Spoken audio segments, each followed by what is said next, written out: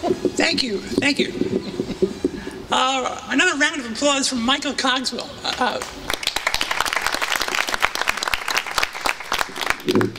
Seriously, 20 years he's devoted to the Louis Armstrong industry. I don't think anybody else has done more for Pops than that man right there. I mean, between the Louis Armstrong archives and this beautiful house being open to the public in 2003, thank Michael Cogswell for being here. And as Dizzy Gillespie once said about Louis Armstrong, I want to thank Michael Cogswell for my livelihood. But being here today in Louis Armstrong's house is extra special because the name of my book is What a Wonderful World. And people keep asking me, why did you name the book that? Is it just for the song? Oh, sure. Everybody knows the song. Everybody loves the song. But do you know what Louis Armstrong was thinking about every time he performed that song? He was thinking about this house right here and this street right here in Corona. I'd like to play a little audio, a little Louis Armstrong in 1968 in England, talking about what the song What a Wonderful World means to him and what he thinks about being here in the street in Corona.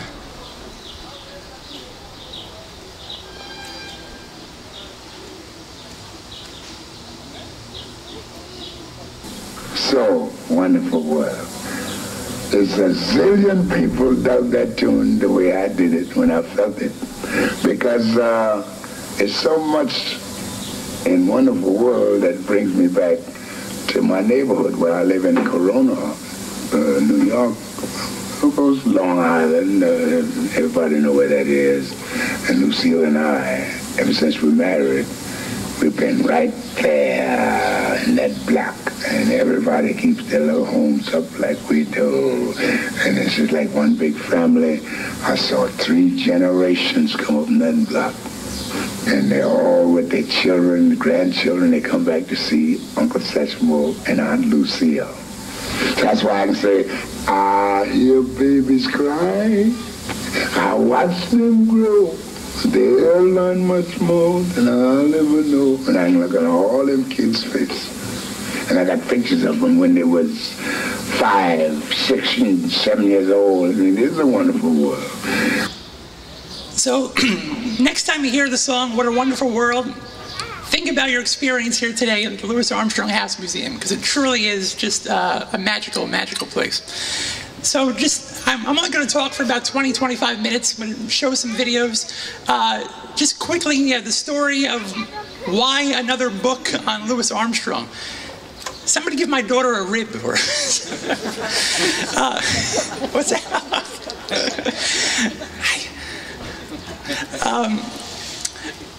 As Michael said, this book's been 15 years in the making. I first heard Louis Armstrong's music in 1995. It was the music of his later years. And as soon as I heard it, I said, all right, that's the greatest human being I've ever heard in my life. I need to listen to everything this man ever did. Well, the more I listened, the more I read about Louis Armstrong, the more I would read. Sure, the later stuff is okay, but you have to go back to the 20s, the 30s. That's when he was really playing. That's when he was really magnificent.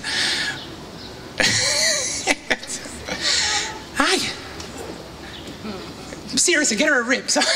Fried chicken, anything.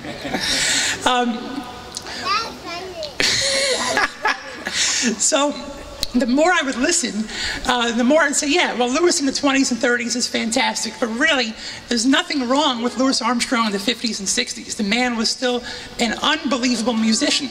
So to demonstrate this, I want to open up with a little video.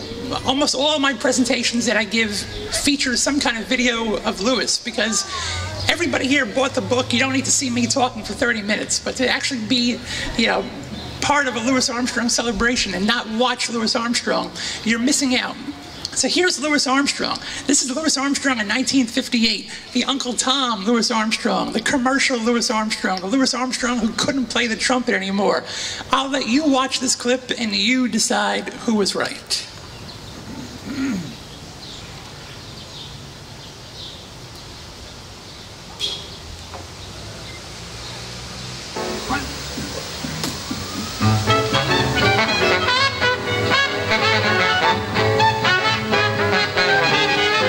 Thank you.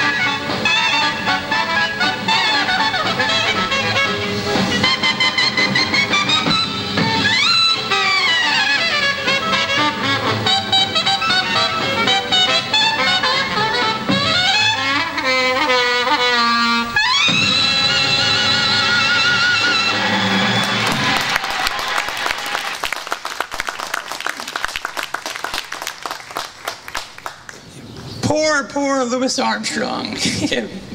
Past his prime, he couldn't play anymore. I mean, it's a joke. It's an absolute joke what he had to go through for so many years. One more quick VIP I must mention. The bass player in that clip was Mort Herbert, who was with Louis Armstrong for 3.5 years. Mort Herbert's daughter, Lisa, is here all the way from California. So.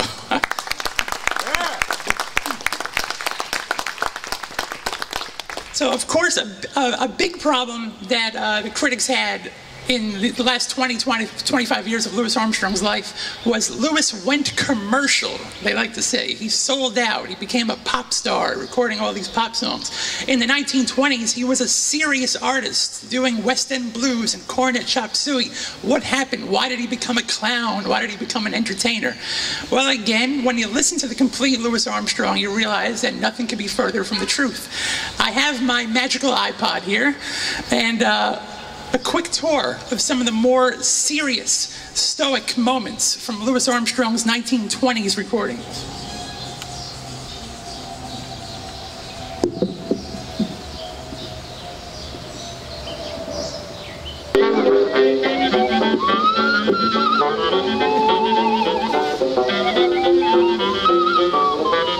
That's Louis Armstrong playing the slide whistle on Who's It?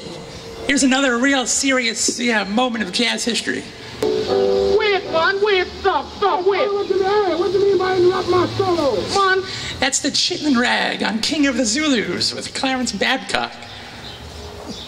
Oh, it's tight like this. No, it ain't tight like that either. I said it is tight like this. Let it be tight like that then.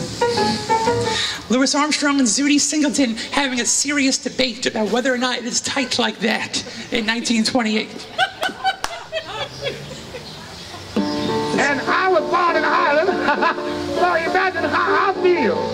Now Ireland gone black bottom crazy. See them, you ought to see them there. So Louis Armstrong singing about being born in Ireland and going black bottom crazy. This is real serious stuff here. So when people say that, Louis was so serious and then he became funny, it's wrong. Louis Armstrong was always funny. He was always an entertainer.